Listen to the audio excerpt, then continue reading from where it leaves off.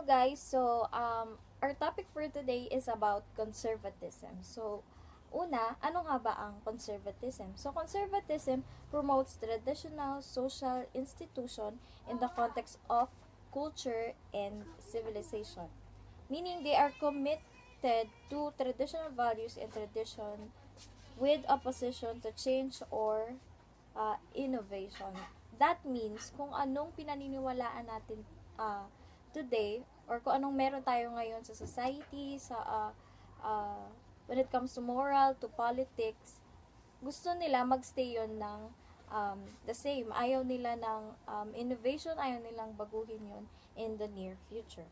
So, pangatlo, the holding of political values that favor free enterprise, private ownership, and socially conservative ideas. So, ayan guys, there are 6 pillars of conservatism. The first one is yung tradition. So, alam na naman natin yung tradition, no? Yung mga nakasanayan natin and yung mga pinapaniwalaan natin. Second one is human imperfections. So, yun, from the word imperfection, syempre, yung mga pagkakamali natin. Alam nyo na yan. Organic society. So, yun. Organic society, they believe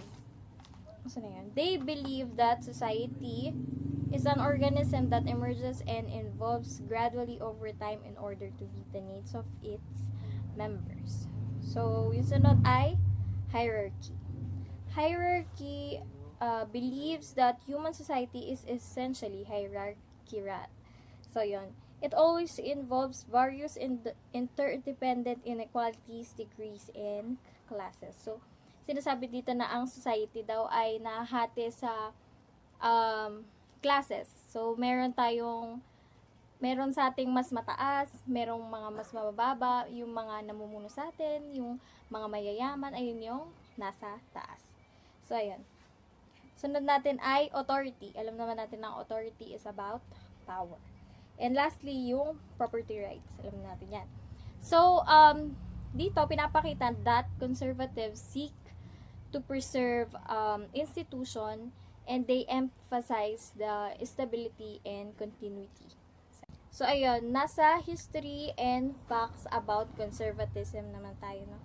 Nakalagay dito, 1818, unang na-establish yung term na conservatism in a political context. So, it was during the Bourbon Restoration. So, yung Bourbon Restoration, ayun yung downfall ng French Revolution. So, there is no single set of policies that are universally regarded as conservative. Ibig sabihin, walang absolute na single set of policies, no, when it comes to conservatives. Nakalagay din dito na conservatism depends on what is considered traditional in a given place and time. This means that conservatives around the world may not agree in all issues, each upholding their tradition. So, ayun. Sinabi dito na hindi porket conservative ka, pare-parehas na kayo ng pinapaniwalaan. Magkakaiba-iba kayo ng pinapaniwalaan depending on kung nasaan ka. Kunyari, nandito ako sa Philippines and I'm one of the conservatives, no? Tapos, ang pinapaniwalaan dito sa Philippines na bawal ang abortion. So, ito, medyo sensitive tong top na to. Pero ito yung parang best example, no? Ayun, bawal dito sa Philippines ang abortion. Pero, kunyari, basta, sa ibang lugar, pwede ang abortion. And, you consider yourself as conservative. Ibig sabihin, kung pwede sa inyo ang abortion at bawal sa amin, doon pa lang magkakatalo na tayo ng paniniwala. Edmund Burke, yung one of the main theories of conservatism in Great Britain in 1970. So, siya yung pinaka naging kilala when it comes to conservatism. And, based on some of my researches, sabi din na siya yung father of modern conservatism. Yung isa pang theories ay si Quintin Hunt. Siya yung chairman of British Conservative Party in 1959. So, ayan. meron din siyang sinabing quotes when it comes to conservatism. So, yun. There are many forms of conservatism and here are some of them. So, sasabihin ko yung iba. Liberal conservatism, conservatism, liberalism, fiscal conservatism, religious conservatism, and many more. So, ayun. May naririnig kayong liberal and all. So, ayun. Para malaman nyo, no, common way to distinguish conservatism from liberalism or radicalism is that conservatives reject the optimistic view that human beings can be morally improved through political and social change.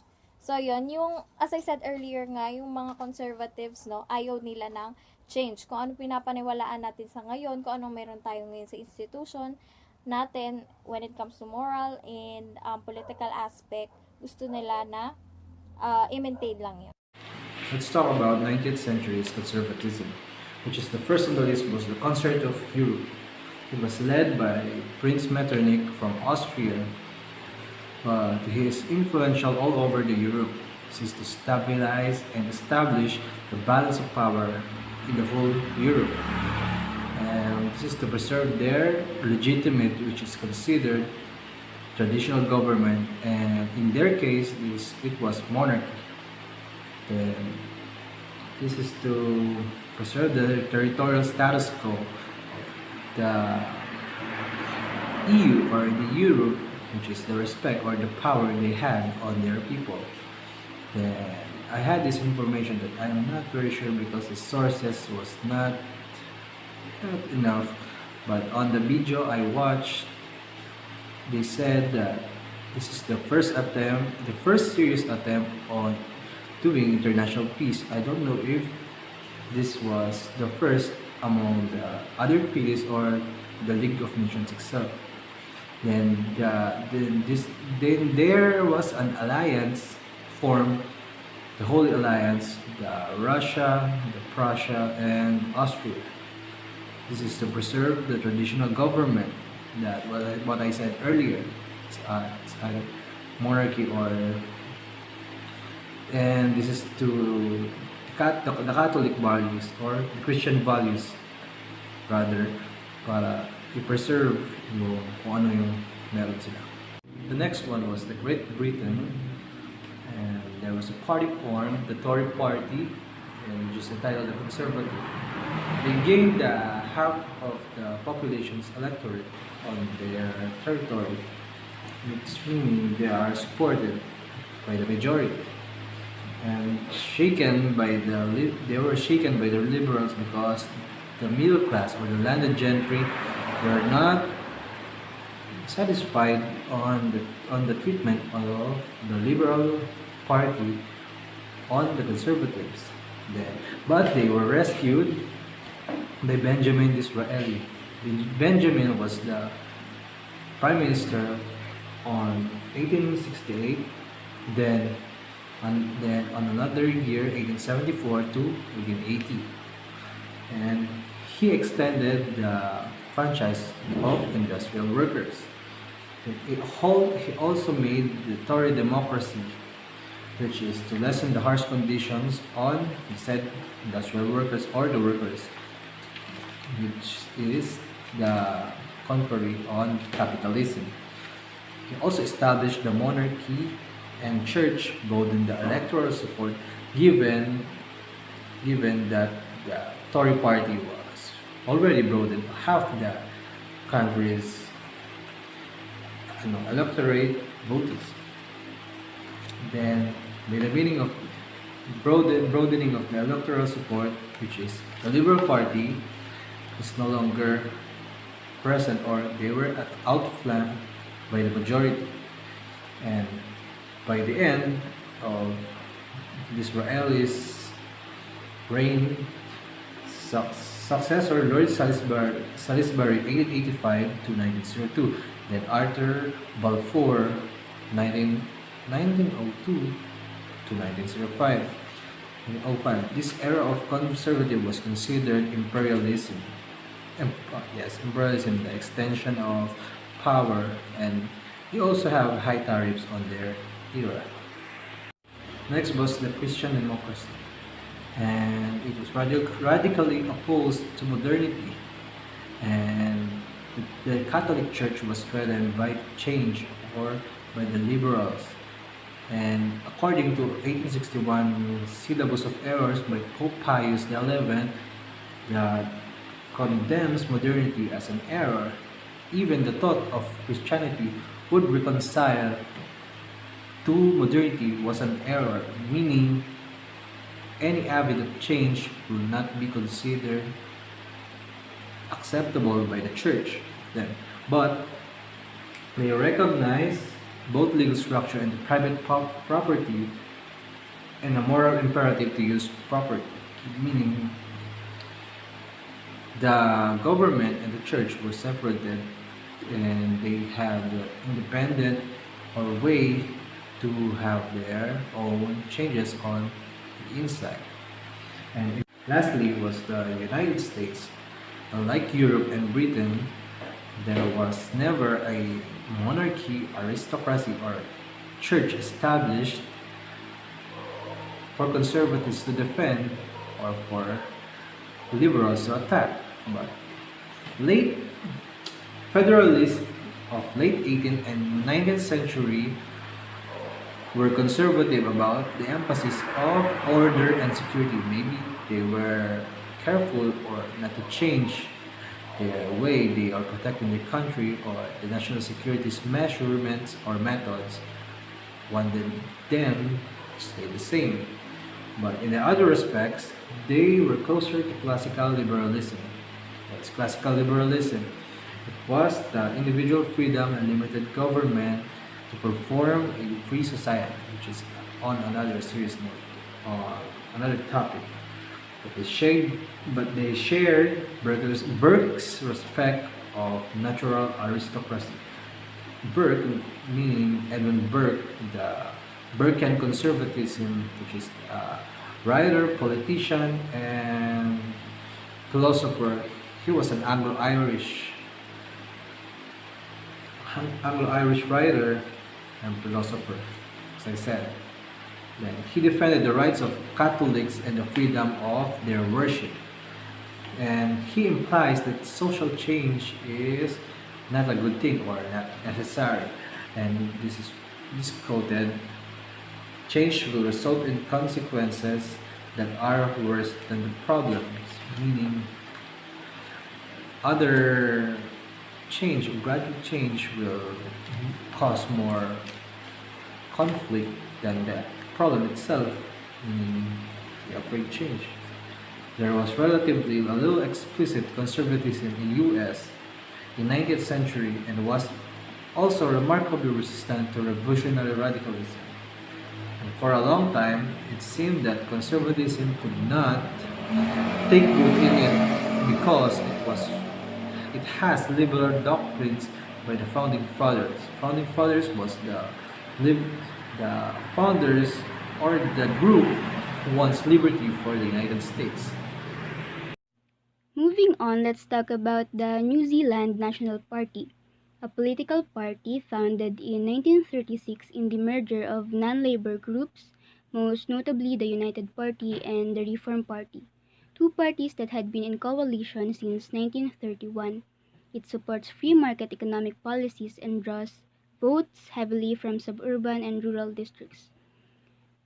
The Reform Party was a conservative organization that held control of the national government from 1912 to 1928.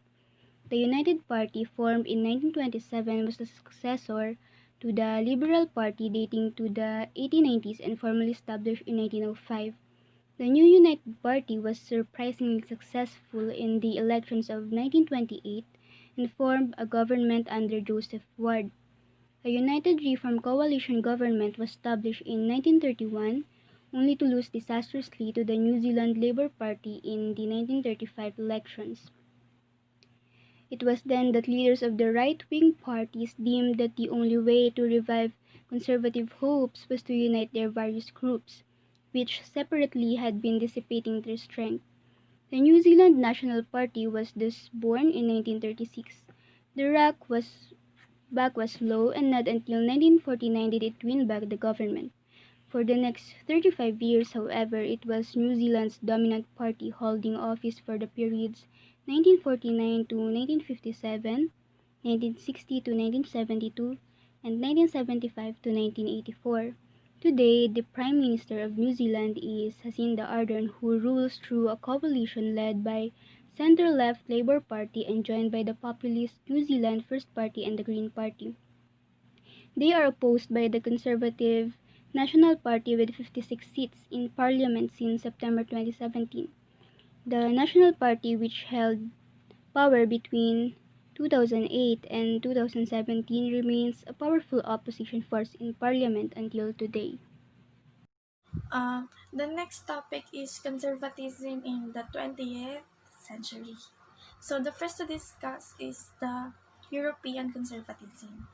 So in 1930s, in a process in 1930s and intensifies during the Second World War, conservative parties across Central and Eastern Europe were destroyed or co-opted by the totalitarian regime of Nazi Germany. So, that time, 1930s, nawala po yung conservative rule or yung conservative parties noong sa Europe noong 1930s. So, pero not long after, 20th century pa din, after the defeat of the fascist regimes and given na yung socialisms, parang enable sila sa mabilisang pagre-rebuild ng economy kasi parang post-war, after World War II, parang kailangan nilang i-rebuild yung economy. So, yung mga yung socialisms, enable sila sa mabilisang pagpapataas ulit ng ekonomiya sa Europe. So, yung mga Europeans nag-decide sila na ibalik yung conservative rule doon sa Europe, na kung saan yung conservative rule na yun parang nagpa-promise siya ng economic growth and domestic freedom. So, yung conservative rule or yung conservatism nung time na yon after the World War, nag-emphasize siya ng raising of living standard through market economy and the provision of wide array services by the state. So, yun nga, parang ang focus ng conservatism, ng European conservatism sa 20th century is yung pagpapataas ng living standards sa pamamagitan ng market economy at yung pagbibigay ng wide array o maraming serbisyo galing sa state. So, for the rest of the century, yung conservative parties sa Europe, characterized sila by liberal individualism na may konting social conscience as well as implacable opposition to communism. So, yung sunod naman is the Asian conservatism or mainly Japan conservatism. So, nung 1930s to 1940s, yung conservative rule sa Japan, uninterrupted siya. Yung conservative rule na yun, nagsimula pa siya nung party politics pa since 1880s. Tapos, uninterrupted siya hanggang 1930s to 1940s. Tapos, nung 1955, yung conservative parties na nag-merge to form a liberal democratic country, parang dominated sila by personalities rather than the ideology or dogma. So, when we say dogma, yun yung official system of principles or doctrines of a religion. So, yun nga, yung mga conservative parties noong time na yun sa Japan, noong 20th century, mas focused sila o dominated sila masyado ng personalities. So, parang hindi sila nakafocus dun sa ideology or dogma mismo.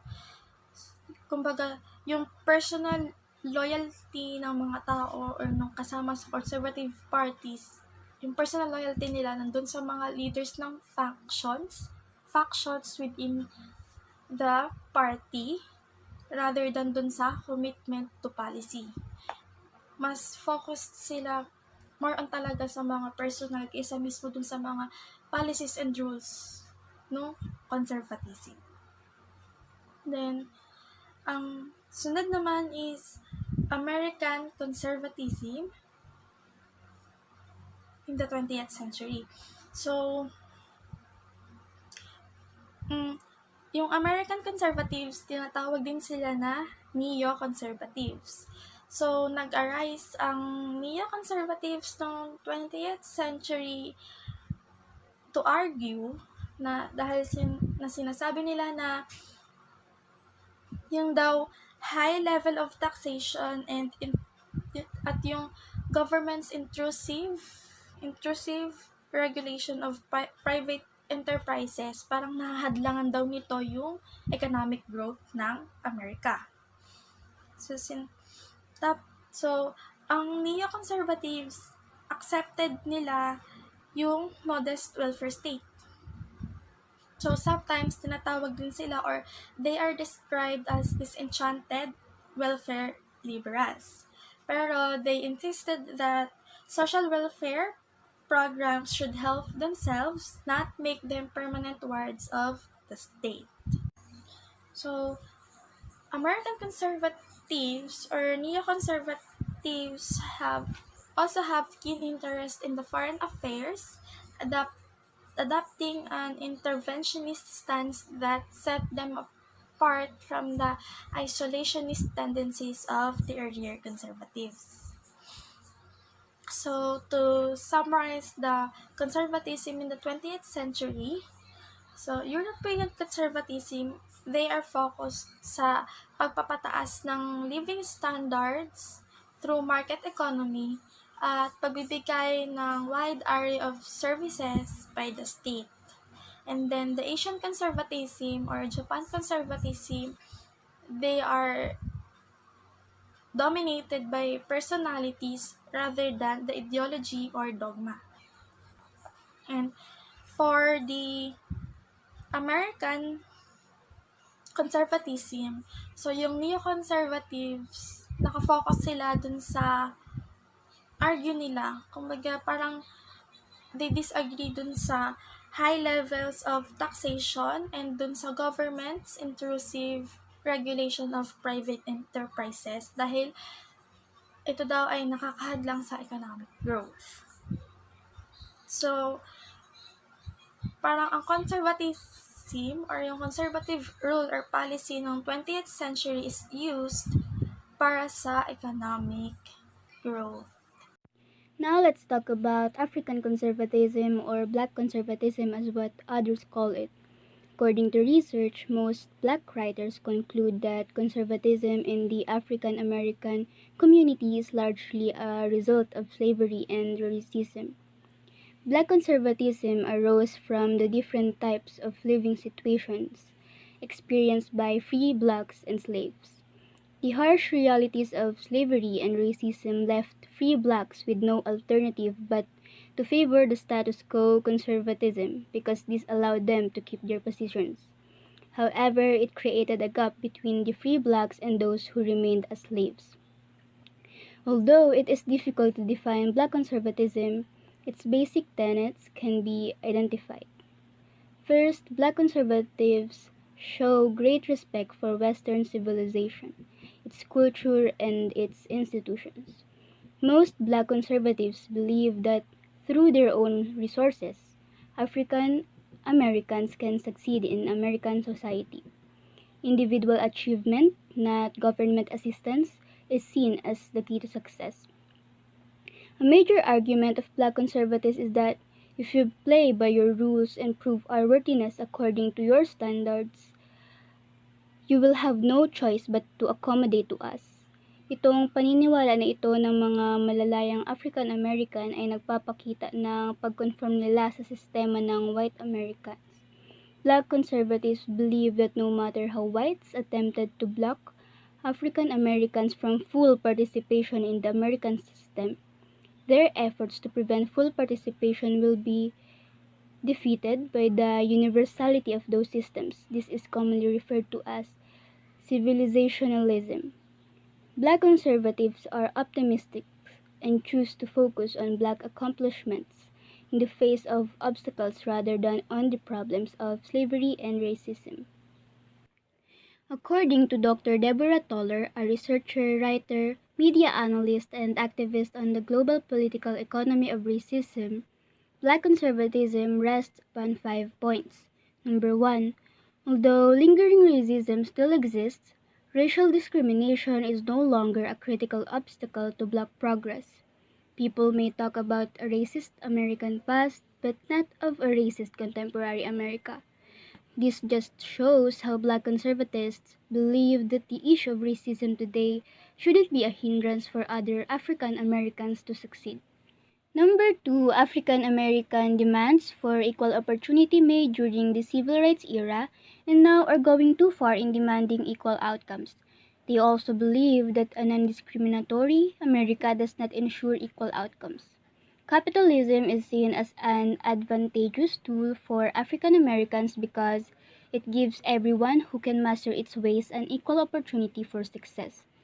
Capitalism, according to them, maximizes skill and talent, and any differences among ethnic groups or between genders is a function of each group's particular strengths and weaknesses.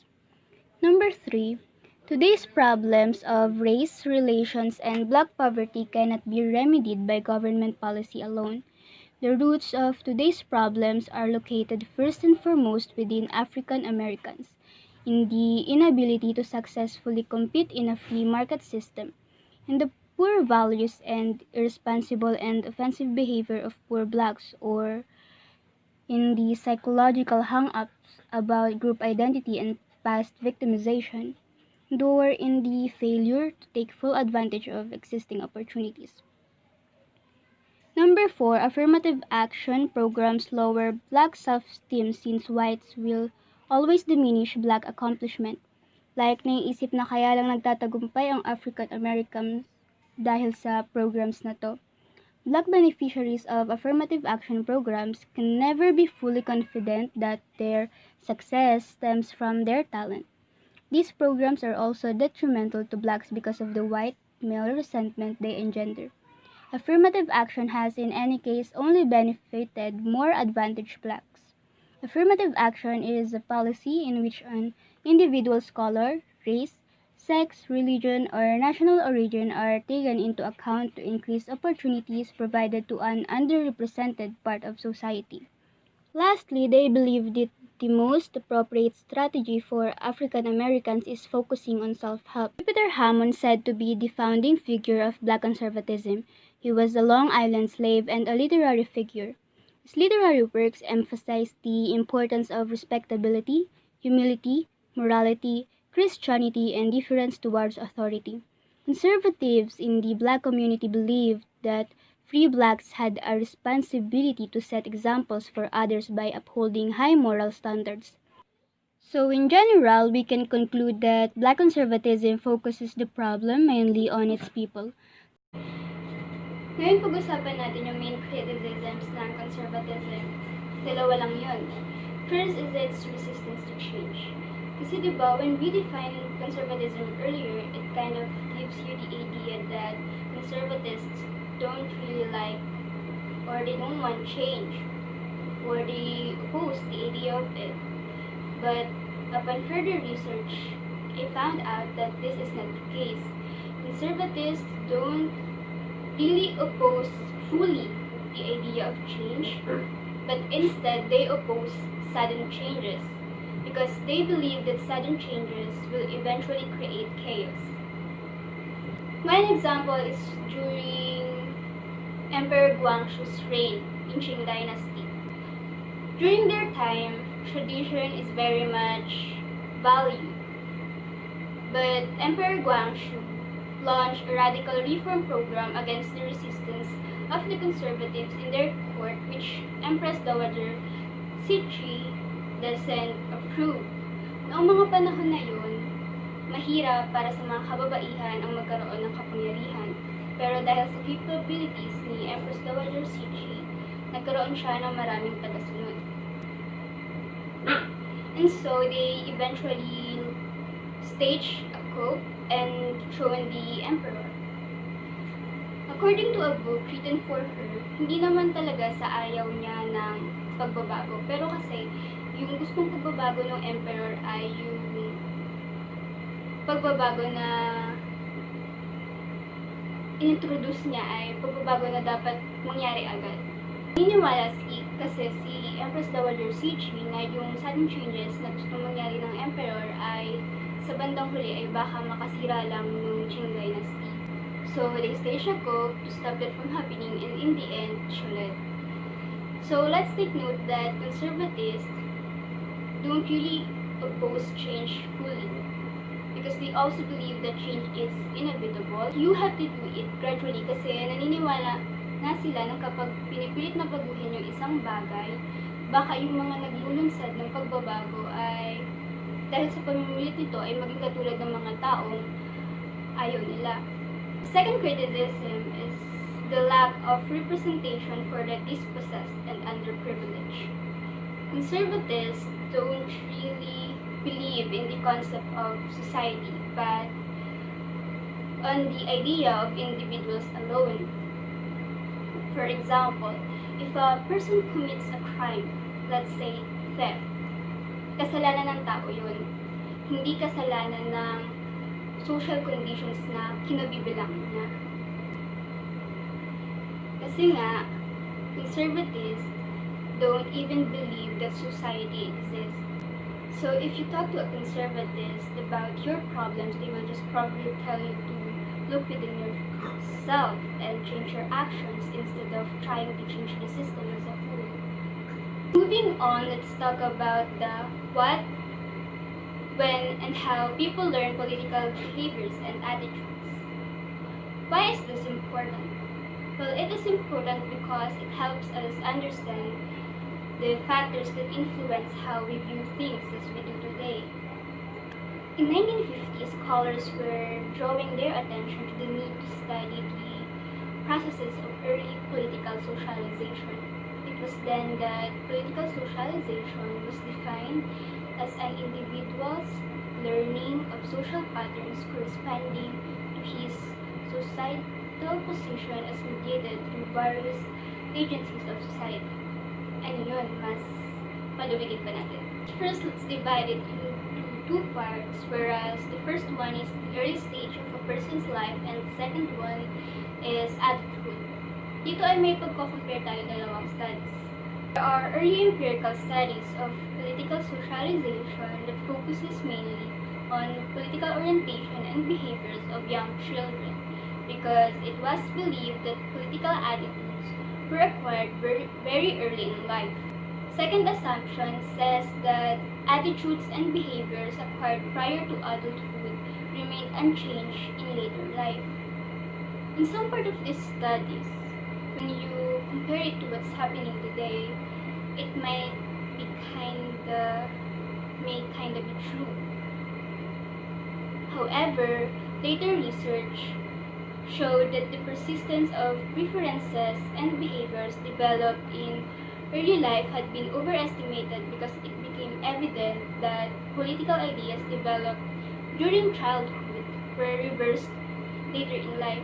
After decades of research, in general, it appears to be that political learning is a lifelong process, starting at an early age and may change over time.